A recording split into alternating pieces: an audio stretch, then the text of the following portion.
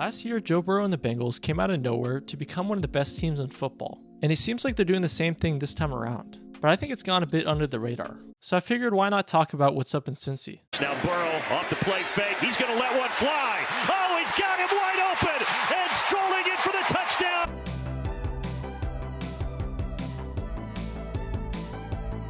After getting injured midway through the previous season, going into 2021, it seemed like Joe Burrow was on a mission to prove the doubters wrong. And I would say he did so, as he led Cincinnati to their best year in what felt like forever. But he wasn't alone, as he had help in the form of veteran Tyler Boyd, second-year star T. Higgins, and former LSU bud Jamar Chase, who combined for one of the best receiving corps in football. Since the Bengals had been awful for quite some time, the fact that they were able to string along wins all season was a bit out of left field, even though Joe Burrow showed glimpses of greatness the previous year. Here comes Bosa. Here comes the quarterback Burrow, looking for a block, and he got it up in the front by Hopkins into the end zone. Touchdown! Nonetheless, the hype was real in Cincinnati, and so going into the playoffs, there were a lot of unknowns around whether or not Joe and the Bengals could keep up the same momentum.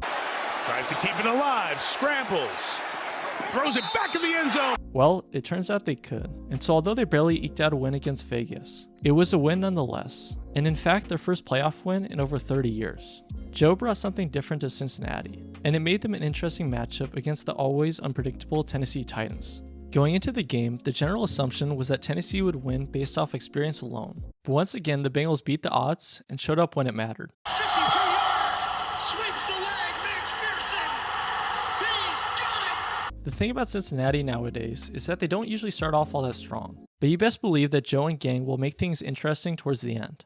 After beating Vegas at home and then surprising the Titans in Music City, the Bengals had quickly proven themselves as one of the teams to beat, but it was looking like an uphill battle going up against KC at Arrowhead. Early on, it was looking like the Cinderella run had come to an abrupt end, as the Bengals were down 21-3 with only a few minutes left in the second quarter, but Cincy had other plans.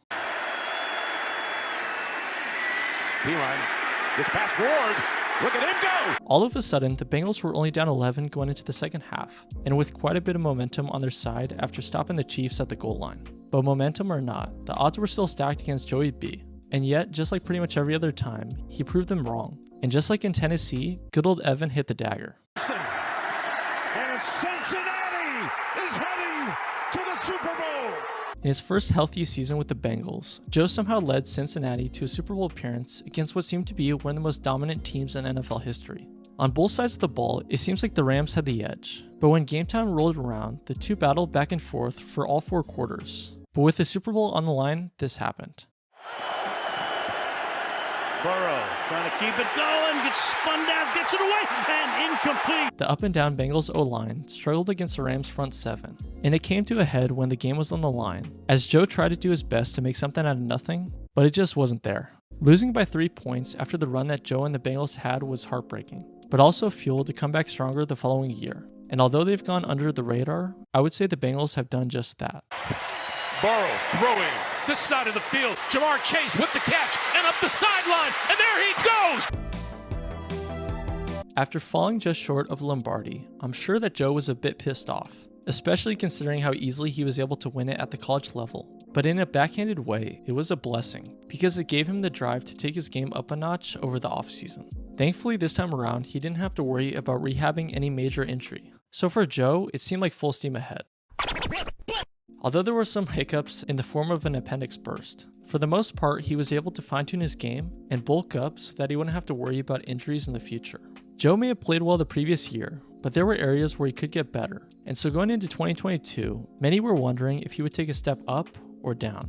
And let's just say, he's been able to do his thing. Here as we begin the second quarter, Burrow on a 1st and 10, gonna loft it down the sideline, Chase has it, and he's in! After a bit of a rocky 0-2 start, Cincinnati was able to get back to business against New York, and over the next few weeks were able to stack a few more wins as they got above 500 once again. Because of the fact that Joe and the gang made it to the Super Bowl the previous year, expectations were high on their early season performance, so the 0-2 start was a bit shell-shocking, and I think it's a major reason as to why many have overlooked their recent performance. Crazy enough, ever since that underwhelming start, the team has gone 8-2, and just like during the Super Bowl run, are coming off 2 close wins against Tennessee and Kansas City. Truthfully, the Bengals may be up there with the Eagles as one of the teams to beat in the league, and I would say it's for good reason. Burrow looking, Burrow to the end zone, Mixon juggling catch for the touchdown. Remember how I talked about how Joe was looking to take his game up a notch the following year? Well, let's just say that he's done that and much more. Throwing deep down the middle of the field, Tyler Boyd over the shoulder catch at the 16, and he streaks into the end zone. Not only does Joe have the second most passing yards in football, but he's also tied for second with touchdowns, as my man has made his way into the MVP race. Joe may be a number one pick, but it seems like everything he's done since he's gotten into the league has somehow gone under the radar, which in large part is probably due to the fact that he's playing in Cincinnati. The Bengals may be good now, but they were a dumpster fire only a few years ago, and honestly, they probably still would be if they didn't draft Joe. Along with his bud in Jamar, the stud in T. Higgins, and good old TB, the Bengals have one of the most dangerous air attacks in football, and they only seem to be getting better and better. Boyd may be 28, but the other two are both early on in their careers. So with time, I can only imagine that they'll improve year after year. Considering that they made a Super Bowl in their first full season together, I would say that the Bengals are likely going to be in the hunt for the next decade or so at least, and so I doubt that they'll go under the radar that much longer. Joe is the definition of cool. I mean, I truly don't know anyone who has been put in a situation like the one he was given in Cincinnati and turned around the ship this fast. You could say that he has great receivers, good defense, and all that jazz, but great teams are usually built upon a great quarterback, and I would say that there's no better example than Cincy. Joe has a boatload of unspoken riz when it comes to being good at football, because he simply lets the play speak for itself. Most young quarterbacks struggle to find their own in a new offense, a new league, and all that stuff, but I think Joe has adjusted well because he's selfless and just puts his head down to work. Keep in mind that he's only in his second full year, and already he has been to a Super Bowl and is now in the MVP race. That's something that only one other young quarterback can relate to. Looking to the end zone for the win! He caught it! Not too bad a company for Joe Cool to be in, and funny enough, a guy that Joe always seems to be on demon timing against. Interestingly enough, the only two quarterbacks to win 3 straight versus Mahomes are Brady and Joe. Once again, pretty great company to be in. And I would say it makes the LSU star look pretty freaking good. But all the BS stat stuff aside, Joe's been able to get better year after year, which is impressive considering the fact that Jamar was injured for pretty much the past month straight. Over the past few years, all the critics have loved to say that Joe is a fraud without Chase. But I mean, he's been able to win without him. So who's really the fraud? Are you serious right now, bro? I may be a bit biased about how I feel about Joey B because I think he has what it takes to be a legend.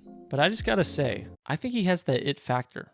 The it factor is not necessarily measurable or something you can find on a test. It's something internal that pushes someone to be different from all those around them. And I think Joe's been able to get to this place because of it. Although he's already playing great this year, I wouldn't be surprised if he outdid himself next season and the one after that. Because someone as talented as Joe, with his kind of mindset, I would say has unlimited potential. If you add that potential with a great offense and a super underrated defense in Cincinnati, I think the Bengals could be a contender for years to come. And hey, maybe they'll take home a few Lombardis. You never know. Who they say gonna beat them Bengals? Oh! But anyways, what do you guys think? Are Joe Burrow and the Bengals the team to beat in the AFC right now? Or are they just on a lucky streak? Comment down below your thoughts. Joe Burrow is one of the coldest players in football, and along with it is on one of the most underrated teams in the league. A combination that could make for a lot of winning, but only time will tell. Final seconds of the first quarter. Burrow on time. Tyler Boyd breaks away, and now it's a foot race. Thanks for watching the video. If you guys enjoyed, make sure to subscribe, like, and comment down below stuff you want next. But anyways, see you all soon, and peace out.